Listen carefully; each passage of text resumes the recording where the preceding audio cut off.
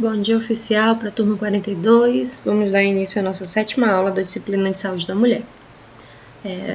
Na aula anterior, nós pincelamos mais uma vez com relação aos exames, né? E principalmente demos uma ênfase com relação aos métodos contraceptivos presentes no mercado, né? E quais as melhores indicações e melhores escolhas. Agora, nós vamos trabalhar a questão das doenças mais presentes, né? E doenças que mais causam desconforto e que tem um número crescente, tá? Dentro do mercado feminino, tá? Que é o que mais acomete as mulheres, trazendo muito sofrimento e algumas vezes levando a óbito, tá? Dentre elas, a gente tem o câncer do colo do útero. O câncer do colo do útero é uma doença sexualmente transmissível, tá? Ele é transmitido pelo vírus do HPV por infecções recorrentes, também pela transmissão da bactéria da Gardnerella e pela transmissão da bactéria gram-positiva de tricomonas, tá? Então, toda vez que a mulher recebe lá no PCCU dela, Gardnerella, o ideal seria que ela repetisse o PCCU com 6 meses, tá bem? E aí, se ela tivesse um resultado negativo no segundo, daí ela poderia repetir daqui a 1 ano o exame novamente. E por último, tá? Poderia fazer uma cultura de secreção vaginal, né? 2 anos após o primeiro resultado negativo.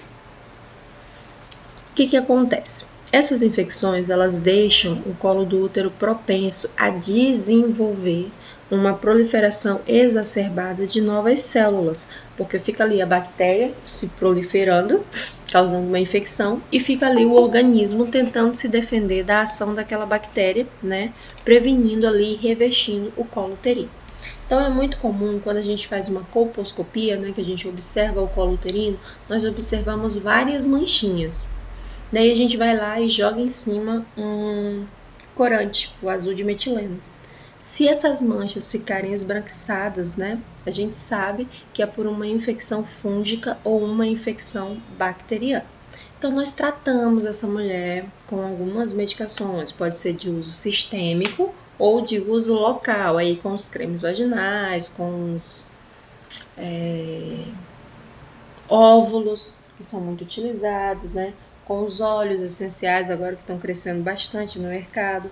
A indústria farmacêutica está odiando, né? Porque se você compra um óvulo, uma caixa de óvulo aí custa aproximadamente 70, 100 reais, dependendo da composição dela.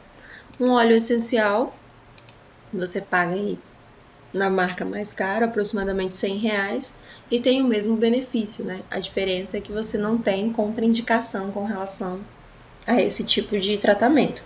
E a maioria dos médicos, ginecologistas agora vem abraçando essa teoria, sabe? Então, só que eles estão fazendo de forma intermitente. Fazem o tratamento com o óleo essencial e também com a medicação farmacológica, mas a nível local e não mais a nível sistêmico.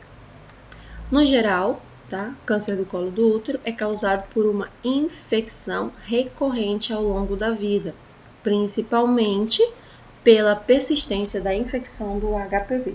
Então, se essa mulher já adquiriu HPV em um momento da vida, ou tratando ou não tratando, ela já está mais propensa a desenvolver o câncer do colo uterino. Digamos que associada a isso, ela adquiriu Gardnerella de repetição. Ela está sempre ali tendo uma infecção recorrente. Então, ela está mais propensa. O ideal seria que nós mulheres utilizássemos o preservativo em todo e qualquer tipo de relação, seja com penetração ou sem penetração, seja no sexo oral, seja no sexo anal. Então, a gente necessita dessa proteção, porque o colo uterino, ele sofre modificações ao longo da nossa vida. Então, às vezes, o colo uterino, ele descama, ele tem células esfoliativas que vão descamando por um processo de renovação celular que é completamente normal. Se em algum desses momentos, né, a gente entra em contato com alguma bactéria resistente, então a gente vai desenvolver ali uma infecção. É comum mulheres desenvolverem corrimentos, uma secreção, uma leucorreia de repetição com um odor característico, né? Às vezes tem um odor mais forte e isso incomoda ela e traz infecções tanto na parede uterina quanto nas trompas e nos ovários, tá? Ainda ontem a gente estava fazendo uma pesquisa com relação ao número de mulheres aqui no estado que perdeu as trompas por DIP, né? Que é a infecção do aparelho intrauterino. Então, a gente descobriu que é um número avassalador. Então, assim, meninas, meninos, não confiem nas pessoas que vocês têm, né, como parceiro sexual. E não confiar não significa que é para você não confiar para a vida. É só para você não confiar para fazer sexo desprotegido.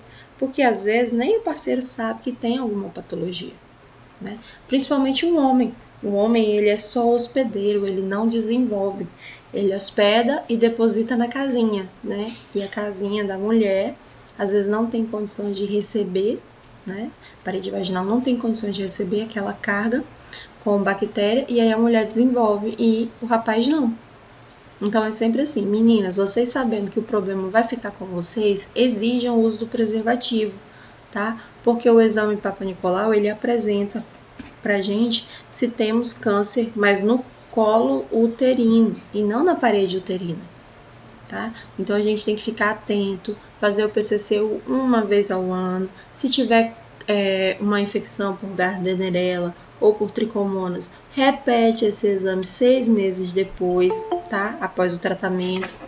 E observa ali o comportamento do parceiro. Se o cara não quiser mais usar preservativo, te aconselho a trocar de parceiro, tá? Porque educação sexual, quando a pessoa não está aberto para conversas, né? Ou não está aberta, no caso dos homens aí, para as meninas, não está aberto à conversa, então sai fora, porque tem muita desculpa, pouca ação, mas muita doença, principalmente em Rio Branco, no estado do Acre.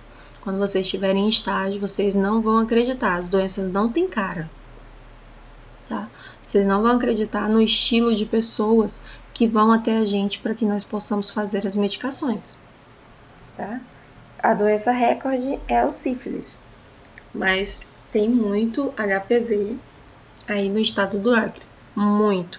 Tanto que lá no UNACOM, no Hospital do Câncer, todo dia chega uma mulher com câncer de colo uterino. Então, o câncer de colo uterino, ele não é de fator hereditário, tá? Ele é de fator usual. Por isso que a gente trabalha agora com educação sexual e tem aí a vacinação. Mas a vacinação só serve para mulheres que não iniciaram, tá, a atividade sexual ainda. Então, o Ministério da Saúde liberou há uns 6 anos atrás, a vacina para meninas e meninos na faixa etária dos 9 aos 14 anos de idade, que teoricamente ainda não tiveram contato sexual, na intenção de prevenir os novos casos a nível futuro, tá? Quem está na faixa etária de vida sexualmente ativa agora, que não teve acesso à vacinação e que não terá, porque já tem contato com a vida sexual ativa, o segredo é simples. Em algumas unidades tem gratuito, em outros lugares a gente compra e paga um valor irrisório. Preservativo, tá? Na intenção de preservar, né, a vida. No caso, a sua. Número de HPV e câncer no colo uterino, lá em 2005, tá? Ele correspondia a mais de 90% dos casos dos cânceres de útero. Câncer de colo de útero, se a gente for verificar, né, a sua incidência, ele está presente em 90% dos casos. Isso em 2005. A gente já está em 2021. A incidência e a prevalência já aumentou de maneira disparada, tá? Aqui no estado do Acre nós temos um hospital que faz esse tratamento. Primeiro ele faz a triagem, né, que a gente faz ali através do SECOM, dos postinhos de saúde, vai para o SECOM. No SECOM é realizado alguns tratamentos de intervenção. Se persistir os sintomas, né, a mulher é submetida a um exame de biópsia. Se confirmado a patologia, ela é encaminhada para o Hospital do Câncer do Estado do Acre. Lá ela pode ser submetida ao tratamento de radioterapia, braquiterapia, quimioterapia ou cirurgia para retirada, tá? O câncer do colo do útero, na fase inicial, ele tem um progresso, né, de 90%. Ou seja, quando você descobre o câncer rápido e você inicia o tratamento, as suas chances de se recuperar são de 90%. Quando você descobre um câncer, né, que ele já está mais ali invasivo, as chances de você evoluir para óbito, independente da sua idade, são maiores. Por exemplo, na minha família, a gente tem uma situação de um câncer de colo de útero aos 26 anos de idade, com prognóstico e tratamento favorável, mas quando o cabelo começou a cair, a pessoa desistiu do tratamento e evoluiu para óbito com 26 anos de idade e faleceu, não teve jeito, tá? Então a gente tem que ter muito cuidado, mulheres, porque a idade não interfere nesse quesito. O que interfere nesse quesito são as práticas sexuais, tá? E práticas sexuais com o parceiro desprotegido. Então, olha só. Ah, mas eu sou casada, imagina se meu marido me trai, ou imagina se minha mulher me trai.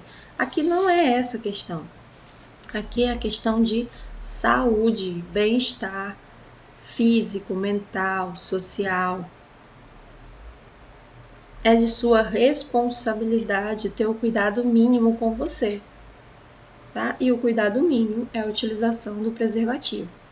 Quem não está ainda de acordo com a minha ideia, quando chegar no estágio, vai ficar bem favorável rapidinho. Porque quando começar a observar o tipo de patologias que a gente encontra, né, com o estilo de pessoas que a gente tem pela frente, a gente tem que parar com essa história de que só acontece na casa do outro. Ah, mas isso não acontece comigo. Só precisa, uma vez, sexo desprotegido para você pegar uma patologia grave. HPV é uma delas. A gente se preocupa muito com HIV, mas o câncer do colo do útero, ele mata tanto quanto, tá? A diferença é que o HIV, ele pega bilateral, né? Tanto o homem quanto a mulher. Já o câncer do colo do útero aqui é unilateral, só a mulher que vai se ferrar, né? E no geral, o homem sai fora. A maioria das mulheres que desenvolvem câncer do colo do útero aqui no estado do Acre, elas ficam sozinhas, tá? Os maridos vão embora. Um outro câncer também, que é muito incidente, muito prevalente a nível feminino, é o câncer de mama.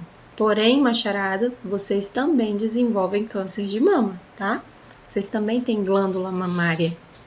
Vocês também têm mamilos, né? Então, vocês também podem desenvolver um câncer de mama. A da mulher é mais incidente, tá? A incidência é maior e a prevalência também. Por isso que a gente faz o autoexame das mamas, a gente orienta a mulher a fazer o exame das mamas.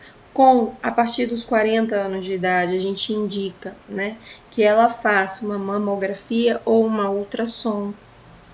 Nas mulheres mais jovens, né, que desenvolvem algum cisto ou algum nódulo na mama, a gente faz uma pesquisa, como por exemplo, qual anticoncepcional que ela toma, se for um de progesterona, isso é perfeitamente normal, tá? Displasia mamária, quando as células dos seios começam a aumentar muito de tamanho, isso é uma ação que a gente adere à progesterona. Quando ela tem engurgitamento mamário, daí a gente procura saber também se ela perdeu peso muito rápido, né? Porque células de gordura, elas ficam no tecido adiposo. Nas mamas também tem tecido adiposo, né? Então, quando a mulher perde peso muito rápido, ela acaba ali se prendendo, né, aos ductos mamários, engurgitando, às vezes causa uma infecção. Quando a gente faz a ultrassom, dá para saber se aquilo é um cisto, se é um nódulo, se é gordura, né? E em alguns casos, a mulher ela precisa ser submetida a um procedimento de biópsia. Então, a gente coloca uma agulha, né, e retira um pedaço mesmo do seio dela e manda para o histopatológico, né? Mandamos para a patologia para verificar se ela tem células de possibilidade de malignidade, né? Que aí vamos detectar o câncer de mama. Câncer de mama, ele é mais incidente em mulheres que têm uma linhagem de câncer de mama na família, em mulheres que utilizam anticoncepcional oral, tá? Ele é mais incidente nesse grupo. É mais incidente a partir dos 40 anos de idade. Dificilmente você encontra o câncer de mama numa mulher jovem, tá? Mas tem algumas exceções. Por exemplo, aqui no estado do Acre, nós tivemos uma situação de uma menina de 19 anos que desenvolveu câncer de mama, né? Eu lembro que ela fazia faculdade com a gente, lá na Uninorte, e ela reclamava que estava com dor nos seios e tal, e daí nós fizemos estávamos bem no período de saúde da mulher, e nós fizemos o toque e encontramos, né, um nódulo. E aí ela ia aos médicos e eles falavam que não, que aquilo era absurdo. Uma menina de 19 anos desenvolver câncer de mama, que não era câncer, que ela podia ficar tranquila. Só que ela estava já agoniada com aquela situação e ela morava em Assis, Brasil. Então, quando ela foi para casa de férias, ela resolveu ir até o Peru, né? Chegou lá em Lima, no Peru, eles realizaram os exames nela e aí foi detectado que ela estava com câncer de mama. Daí ela iniciou o tratamento já tardio, porque o câncer era invasivo. Ela iniciou o tratamento tardio, conseguiu se recuperar, né? E hoje ela tem uma vida um pouquinho mais regrada, mas ela consegue, né, desenvolver as suas habilidades física, mental, emocional, ela consegue trabalhar. Mas ela desenvolveu o câncer aos 19 anos de idade, um câncer de mama, que geralmente é desenvolvido por mulheres mais velhas, né? No geral, as mulheres, quando descobrem no início, têm um bom tratamento e uma boa recuperação. Outras mulheres, quando descobrem ali, por exemplo, no grau 2, né, elas já têm um pouquinho mais de dificuldade. O câncer de mama, ele é altamente metastático, então o prognóstico dele é ruim, tá? Ele pode desenvolver metástase em outros órgãos, como, por exemplo, pulmão, coluna, né? Então, as mulheres que têm câncer de mama, elas têm muito medo de desenvolver ali a metástase, né, nesses órgãos, porque, do contrário, ela vai evoluir para óbito. A taxa de mortalidade do câncer de mama ainda é alto, tá? É muito alto a taxa de mortalidade. As chances de sucesso que a gente tem são menores, né? Se vocês puderem depois, procura ali na internet um filme, o nome dele é Uma Chance para Viver. Daí ele conta a história de um médico que passou a vida inteira buscando um tratamento mais eficaz para o câncer de mama, porque é um câncer que mata mulheres há muitos anos. Desde os anos 70 aí, que ele foi diagnosticado, que ele vem matando mulheres, né? E as doenças, os tratamentos que a gente tem são os mesmos. Então ele passa um período tentando desenvolver um anticorpo que não fosse quimioterapia, né? Para que ele pudesse salvar a vida das mulheres. Daí conta a história dele, ele consegue criar esse anticorpo é utilizado até hoje, só que para utilizar esse anticorpo, a mulher precisa passar em algumas etapas do tratamento. É um anticorpo um anticorpo monoclonal muito caro, né? O trastuzumab, ele custa aproximadamente para o estado do Acre 15 mil reais a dose, tá? E aí, para comprar um medicamento de alto custo, para comprar, a mulher precisa estar dentro de um padrão, né? Ela precisa atingir vários níveis do tratamento para ela poder ter acesso ao trastuzumab, que já é no final. E aí ela tem sucesso no tratamento. Mas para ela chegar até essas fases, ela tem que passar por quimioterapia, radioterapia, às vezes por cirurgia, né? Então é um tratamento muito agressivo, né? Com chances de recuperação total, mas com a chance também da paciente evoluir para metástase e, consequentemente, óbito. Então, vamos lá. Os fatores de risco, no geral, para o câncer de mama é a idade, né? Conforme a mulher envelhece. A prevalência dele e a incidência é nas mulheres acima dos 40 anos de idade, tá? Na sua grande maioria, acima dos 50. Mas a partir dos 40, a gente já tem um número aí importante. É raro, mas tem também casos em mulheres mais jovens. Aqui no estado do Acre, nós já tivemos 2 casos de mulheres jovens. No campo masculino, também é um câncer que tem uma certa incidência, tá? Nos homens mais velhos, tá? A partir dos 50 anos de idade. desenvolve câncer mamário, porém o prognóstico do câncer de mama no homem é mais promissor, tá? O homem se livra mais rápido desse câncer. O histórico pessoal ou familiar. Mulheres que já tiveram câncer de mama têm mais chance de desenvolver a doença também no outro seio. Se você teve no seio direito, você tem chance de desenvolver no seio esquerdo e vice-versa. O risco aumenta para mulheres que tenham parentes de primeiro grau, como, por exemplo, mãe, irmã ou filha diagnosticada com câncer de mama, tá? Esse risco se eleva ainda mais se há mais de um parente com câncer de mama, por exemplo, minha avó, minha tia, minha mãe, entendeu?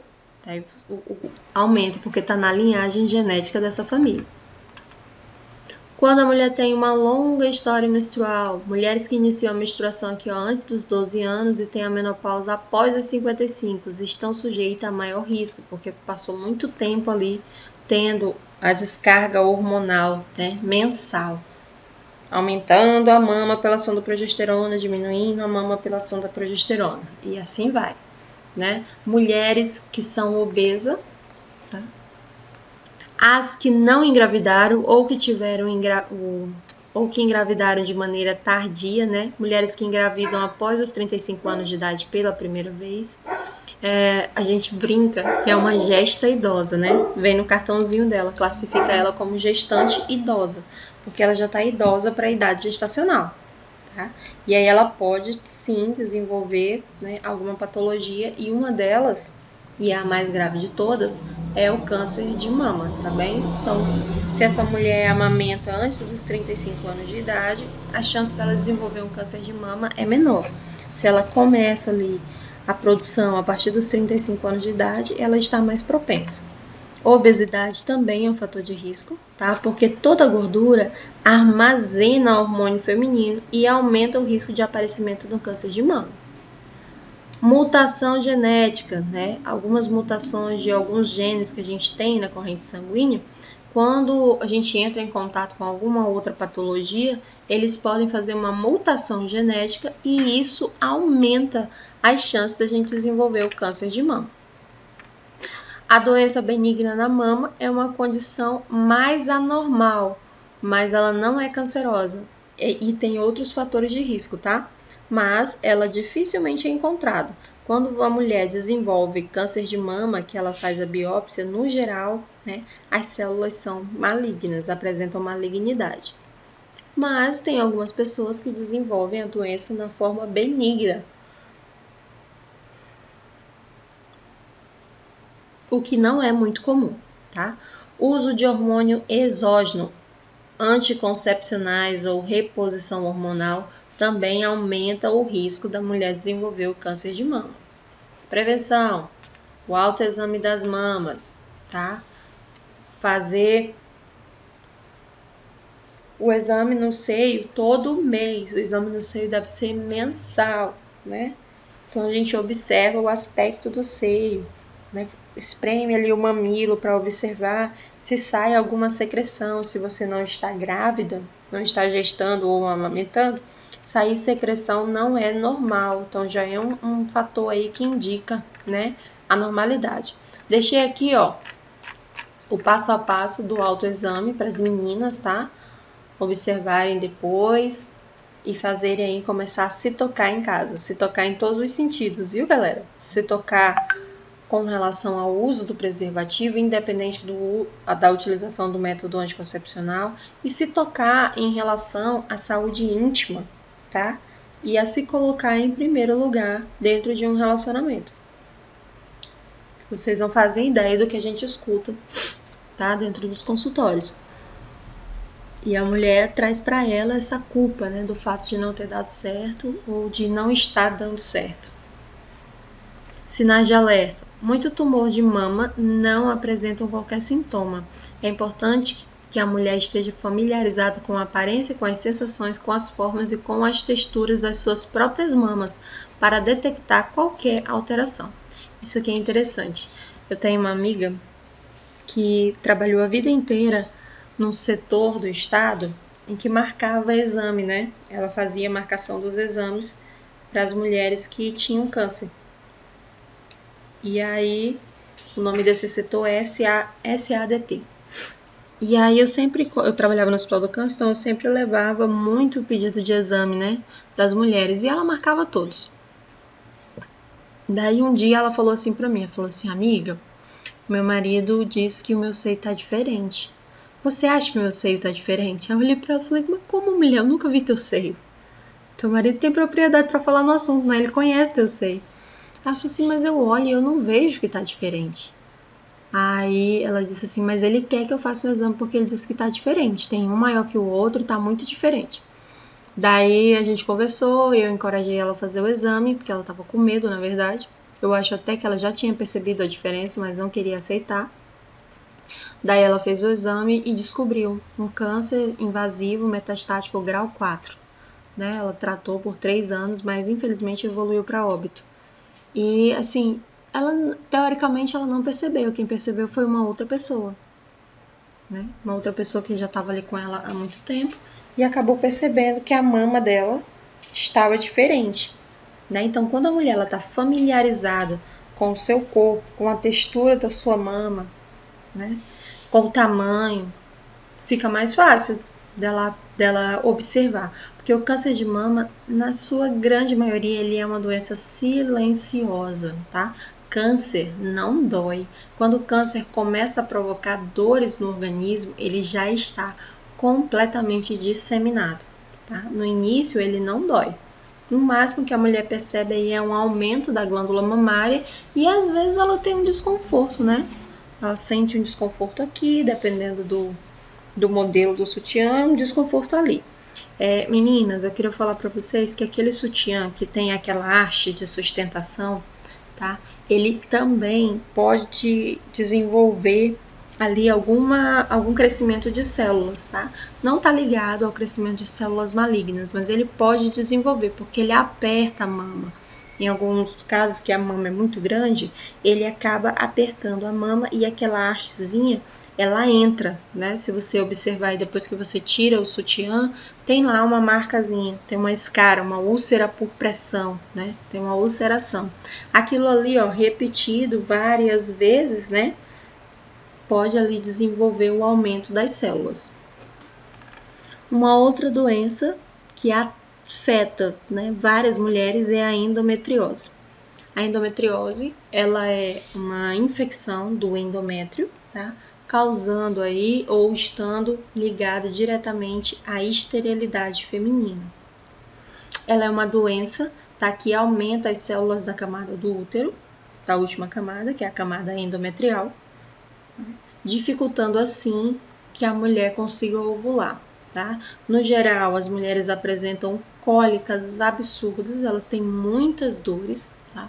A doença tem tratamento, mas o tratamento é prolongado e contínuo. E essas mulheres têm muita dificuldade para engravidar. Tá? Então, sempre a parede abdominal dela está maior. Né? Ela olha para a barriga e a barriga tá, na região aqui da pochete está sempre inchado, porque os órgãos internos, o útero dela está sempre com um tamanho anormal, ele está maior que o tamanho normal, porque a parede do endométrio está muito grande. Então, o abdômen distende porque o útero cresce de tamanho. Alguém mandou uma mensagem aqui, eu não acompanhei. Deixa eu ver aqui rapidinho o que foi.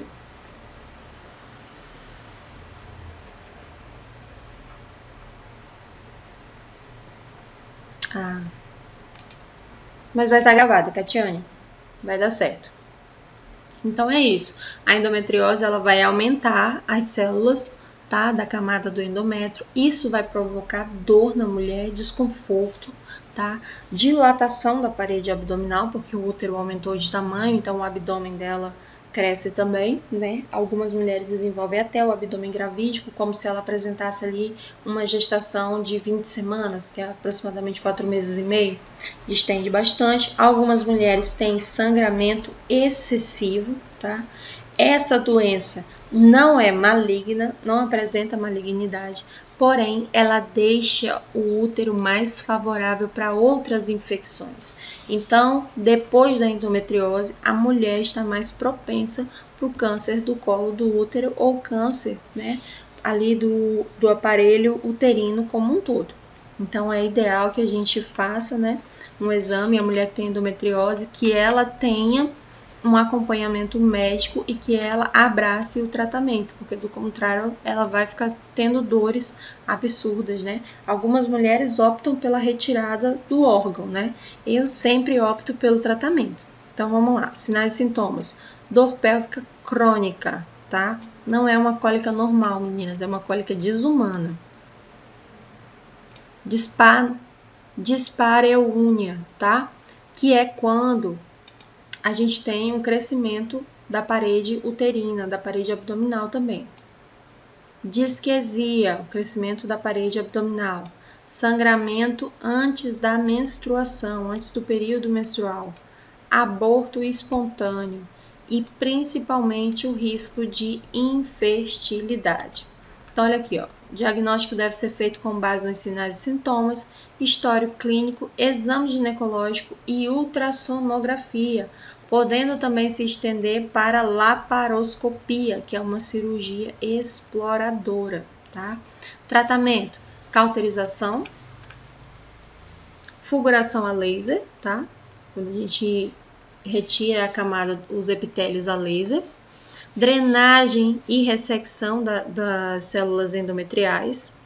Para que não ocorra recidivas na paciente, deve ser mantida em amenorreia, ou seja, ela utiliza a medicação para não produzir progesterona e, consequentemente, não aumentar ali as células do endométrio, tá?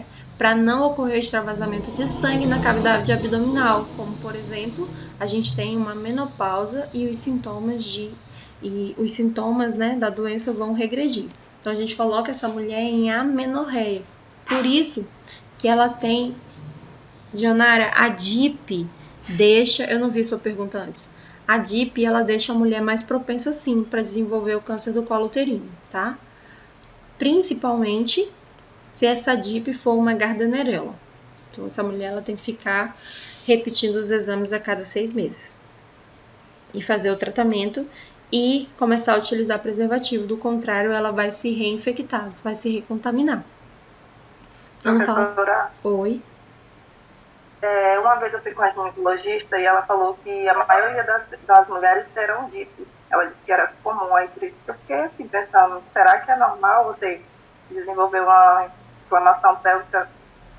Ela quer dizer que é comum, né, entre as mulheres. Eu achei estranho. Exatamente, Mari, é muito comum. Por quê? Pela nossa falta de educação sexual. É comum por conta das nossas práticas sexuais. Tá? Algumas mulheres não têm porque elas não entraram em contato com parceiro contaminado, né? E vice-versa. Alguns homens não têm porque não entraram em contato com parceiros contaminados. Mas se a gente utilizasse o preservativo, né, as infecções pélvicas iriam diminuir, iriam reduzir a praticamente 90%. Por isso que a maioria das mulheres tem, porque a maioria das mulheres estão dentro de um relacionamento, e dentro de um relacionamento, teoricamente, não tem por que utilizar preservativo. É a nossa cultura, é uma questão cultural. Se a gente muda essa questão cultural dentro da nossa cabeça, isso reflete na saúde íntima, né, da mulher como um todo, do homem também, isso reflete na saúde da população em geral. Miomas, né? No geral, as mulheres desenvolvem miomas por uma disfunção do organismo, tá? E o crescimento desacelerado de fibroma lá no tecido fibroso, no tecido muscular do útero. Então, no geral, ela tem pequeno sangramento contínuo, tá? Que a gente chama de perturbações menstruais. Ou ela pode ter uma hemorragia, ela pode ser estéril, ela pode ter vários abortos espontâneos e aumento do volume do ventre e principalmente cólica. Tratamento, né? O tratamento geralmente é cirúrgico e consiste na retirada total ou parcial do útero. Então, quando a mulher desenvolve um mioma ou um fibroma, geralmente ela perde o útero, tá? Aqui a gente tem, ó, os tipos de mioma, né? Nós temos os subserosos, que só se localizam na porção mais externa do útero e geralmente crescem para fora. Então, assim, tem um prolapso, né, para dentro da parede vaginal. Ele cai. Daí algumas mulheres acham que por estar mais baixo, né, ela sente que desceu, que teve um prolapso. Quando ela procura o ginecologista, ela acha que ela vai fazer uma perine, né? Vai só suturar ali a parede para segurar melhor a musculatura. Aí ela descobre que está, na verdade, com um mioma seroso, né? E ele precisa ser retirado. Nesse caso, a remoção cirúrgica é parcial. Então, o médico só vai retirar o que saiu da cavidade.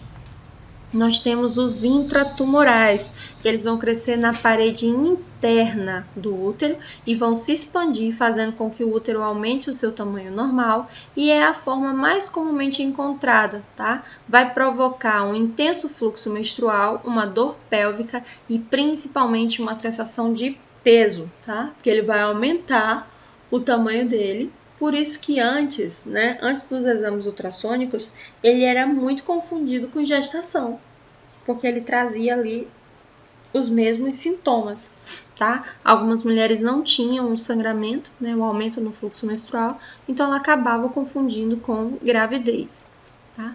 Temos também os submucosos, que é localizado de uma maneira mais profunda, bem embaixo da capa que reveste a cavidade uterina, são mais raros e provocam intensos e prolongados períodos menstruais.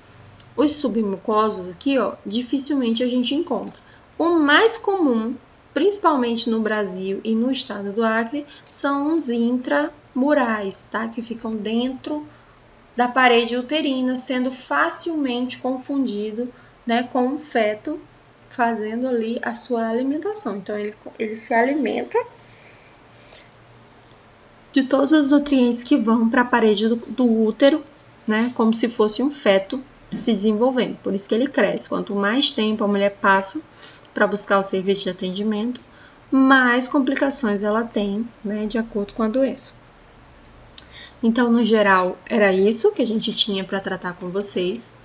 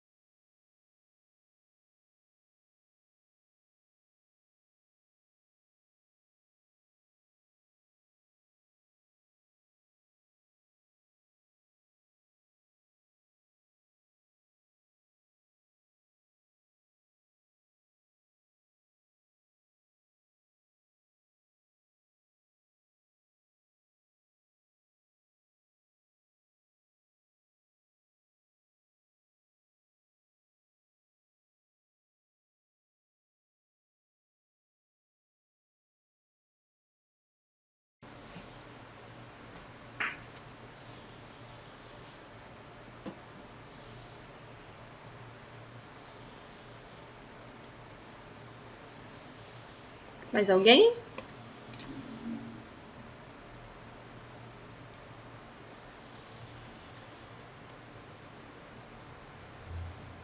Então é isso, galera. Amanhã a gente se encontra aqui para mais um bate-papo às 7h30 da manhã. Se ocorrer algum atraso, eu aviso vocês, tá? Às vezes a internet não tá colaborando, não.